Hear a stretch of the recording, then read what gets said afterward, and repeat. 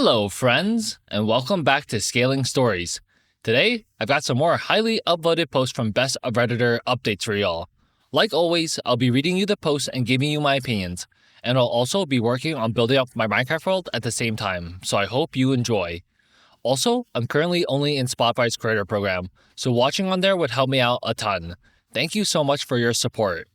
Today's first story comes from the True Off My Chest subreddit. It was posted by account throwaway812 on August 12, 2022, and was titled, "I hate my sister for how hurtful she was to my girlfriend. It was completely unnecessary." I have a girlfriend, but the relationship is still new. My girlfriend has a prominent scar across one of her cheeks from a melanoma. To me, the scar makes no difference, but she has good days and bad days about it. My sister is getting married soon.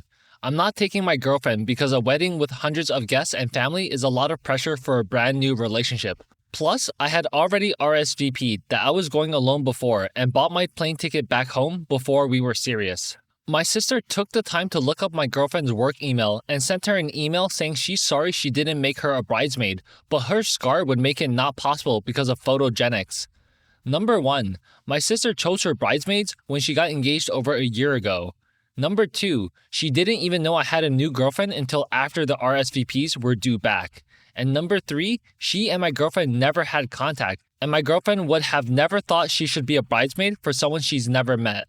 I don't know what my sister was thinking, but I hate that she was so hurtful to my girlfriend for no reason at all. She hasn't answered my calls or texts asking why. Scaling Stories Corner. Nah, that was straight up malicious from OP's sister. She has literally never met OP's girlfriend before, and she already picked her bridesmaids from over a year ago. And like OP said, his girlfriend, being a very new girlfriend, would have never expected to be a bridesmaid for OP's sister because she's new and does not know the sister at all. The fact that OP's sister didn't even go to OP to talk about it. Like, if she was genuinely flustered about the idea of including his girlfriend as a bridesmaid, you would first go to your brother about it and talk about it, right? But the fact that she went straight to his girlfriend and she didn't even have a proper way to contact her, like she didn't even ask OP for her phone number or anything. She found her work email and communicated to her like that. And she made her feel bad about her scars, which she's never even seen before in person. Like, what a piece of crap sister that is. I am 1,000% sure that she doesn't like OP and wants him to live a miserable life. And I don't understand why she would be so hateful to his girlfriend randomly unless it was to ruin his relationship. I'm pretty sure the intention by messaging her that she's so sorry she couldn't make her a bridesmaid is because if the girlfriend thinks to herself, why would OP's sister message her that? She might think that OP asked his sister to make her a bridesmaid. It doesn't make sense, and it didn't happen because of that. It literally doesn't make sense. But she might think that because why else would his sister message her that? And of course, we know that the sister is straight up evil incarnate, but the girlfriend doesn't know that, or at least not yet. And if I'm OP, I'm 100% sure not going to the wedding and I'm cutting her off. Because it's not even just to defend my girlfriend, but just like, ew, like what disgusting character my sibling has. To try and cause such harm towards me, there's no reason why I would ever support or call someone like that my family. Now here are some of the top/relevant comments from the original post. Commenter 1 says, "That would be a deal breaker for me. Cancel RSVP unless she apologizes. That was nasty, hateful, and needlessly rude. What a piece of work." Commenter 2 says, "Your sister is vicious and cruel. That is truly a sick thing to do to another human being. You realize she wants to make sure your girlfriend breaks up with you, right? That's why she did it. She doesn't want you associated with someone with a scar because then they will associate her with your girlfriend." Update 3 years, 10 months later. Almost 4 years ago, I posted about how I had gotten serious/exclusive with my then girlfriend, Katie, after my sister sent out her wedding invitations. No one in my family had ever met, spoken to, or otherwise had contact with Katie because our relationship was still new. My sister took the time to find Katie's work email address and sent Katie a nasty email about how she could never be a bridesmaid in my sister's wedding because the scar on Katie's face would ruin the pictures. Katie had survived melanoma, and the scar on her cheek was from having it removed. I didn't even know Katie when my sister started planning her wedding, and Katie would never expect to be a bridesmaid for someone she had never met for a wedding that was less than 2 months away. I was furious with my sister and I posted to vent about the situation. A lot has happened since I posted. Firstly, I'm gay. To say that my family was unhappy when I came out would be a colossal understatement, and I haven't had contact with any of them in 3.5 years. Katie and I are still friends. She is actually one of the most important people in my life, and even though we aren't together anymore, I am still angry about how my sister acted and how my family supported my sister. To this day, I have no idea why my sister did what she did. Not that it would have excused my sister, but Katie was the same race/culture/background as my family, and I cannot figure out why my sister was so hostile to someone she had never met. I grew up in a Jewish household. My family is very old school and conservative/traditional, and I knew none of them would ever accept me being gay. But once I stopped being in denial about it, I realized there was no way I could marry a woman or keep pretending to be straight. After I fell out with my family, I was still in a relationship with Katie, and she was the one who asked me if I was gay. At the time, I was so angry with her, and I ended things and didn't talk to her for a while, until I realized she was right. It wasn't just her either. My friends had suspicions too. I ended up apologizing to Katie for getting angry with her. Looking back, I had been in denial because of how I grew up. Katie is Jewish too, but she isn't homophobic like my family is, and she clocked it a few months into our relationship. She is one of my best friends now and was the first person I came out to. I will forever be grateful that I moved to another province to pursue my master's degree, because if I had not gotten away from my family and met supportive people like Katie and my friends, I would still be deep in the closet. My friends all supported me when I told them. I have been going to therapy for the last 3 years to deal with my upbringing and my family disowning me. I am an atheist and I stopped being observant when I came out. This year, I am going to Pride for the first time. I am nervous, but a bunch of my friends, including Katie, are coming with me. I'm going to dip my toe into dating because I feel ready. Anyway, sorry if I rambled too much. I only remembered my first post recently, and I wanted to come back because everyone was so kind after such a horrible thing happened. I appreciated people validating that I wasn't wrong about my sister, and that was probably when one of the first cracks started appearing in my old life. So, thank you to everyone who replied back then. I appreciate it. Scaling Stories Corner. I would not have guessed that update is how things were going to turn out. But I'm glad OP and Katie ended up not falling apart because of how malicious his sister was trying to be in her email. And it's really great that she and the rest of his friends were accepting of him when he came out. And I feel like because Katie suspected it and also OP's friends suspected it, I think there's a chance that OP's sister and the rest of his family also suspected that he was gay. And that's why his sister acted like such a monster towards him. Of course, there's always the chance that his sister was always like that as a person. But the fact that the rest of the family rallied around her instead of OP just makes me think that they suspected it too. And because of that, they played favorites with the sister, like they supported her more. I'm hoping the best for OP going forward in the future with his chosen family. And it does seem like he's doing okay for himself in life now, so that's pretty good. Now here are some of the top/relevant comments from the update post. Commenter 1 says, "Religious conservatism warps people. That's my theory on your sister. Whether it's Judaism, Christianity, Islam, Hinduism, doesn't matter. When you pair a faith with traditional, conservative culture, what you get is oppressively strict gender roles, miserably narrow ideas about sexuality and pleasure, and every other natural part of the human experience. All the pressure to deny things or hate things F's people up, even the ones who seem happy to conform. And then that internal damage comes out in strange cruelties. Good for you for getting out." Commenter 2 says, "Meet what I literally did my dissertation on. Deconversion is a process of grief, just like any other thing.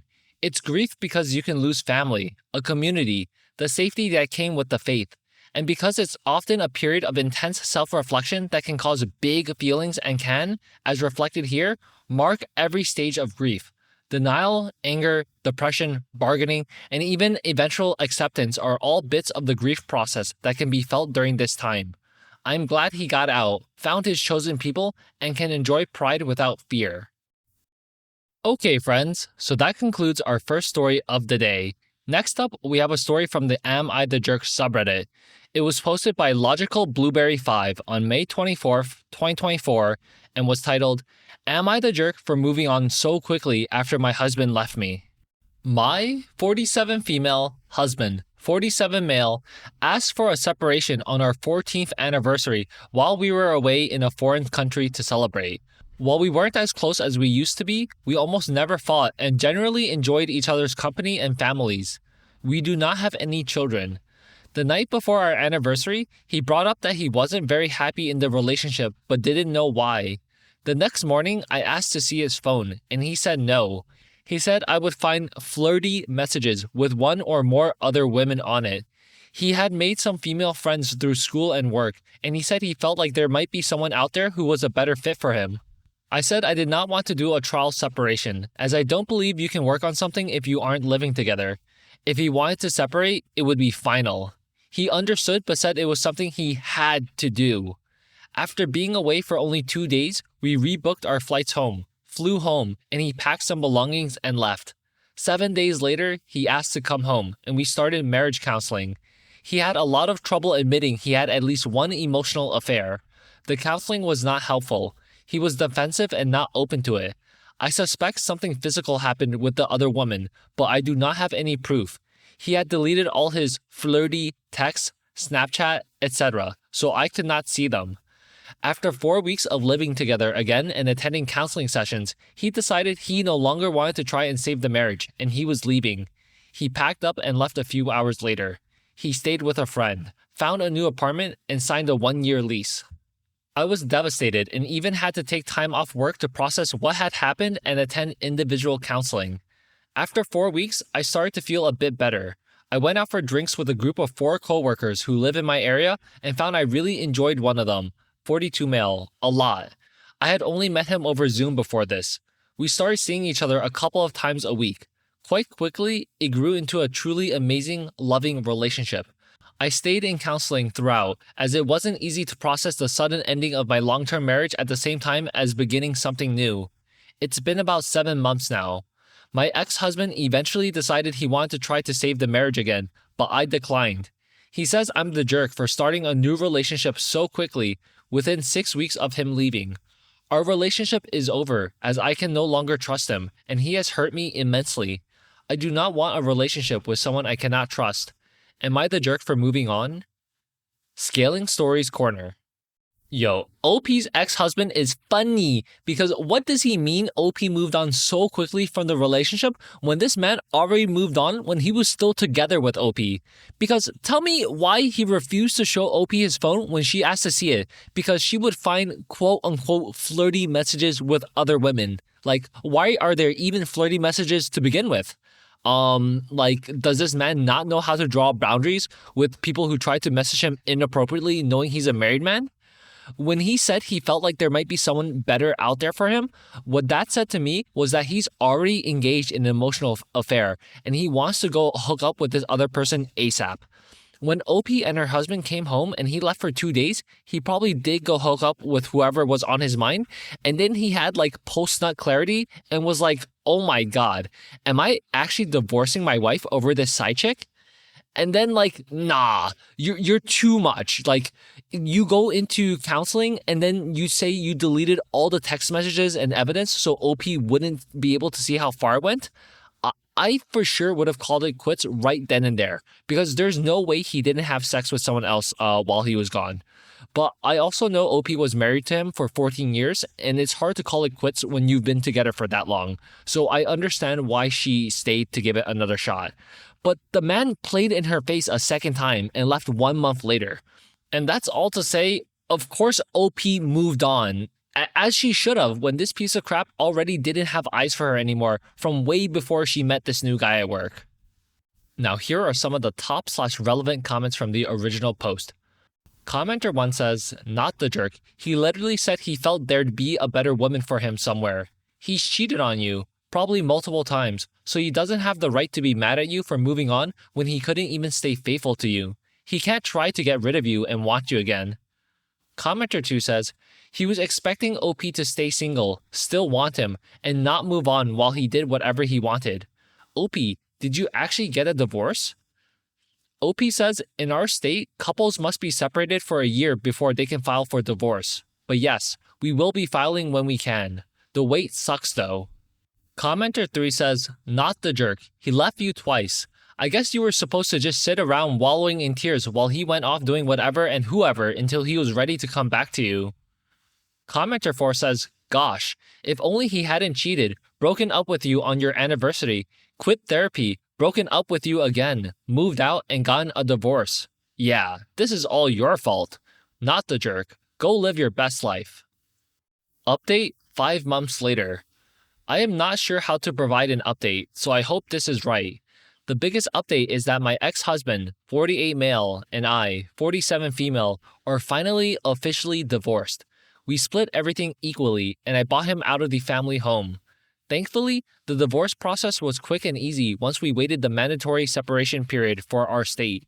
When signing the divorce papers, he asked if I was sure I wanted to proceed, notably while he was seeing someone else.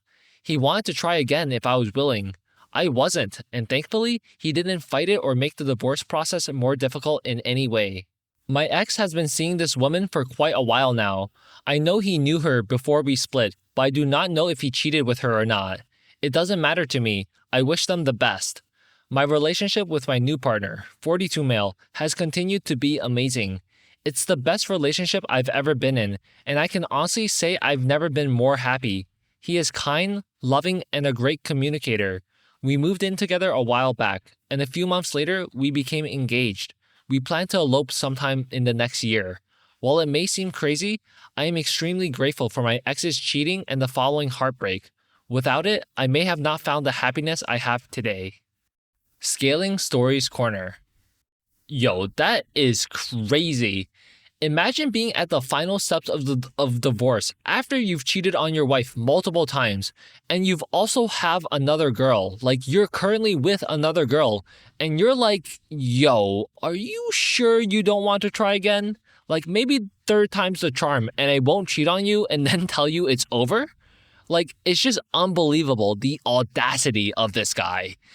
I don't even understand how the brain of someone like that even works. It's just crazy to me. Like, he doesn't care about the future at all. Now, here are some of the top/relevant comments from the update post.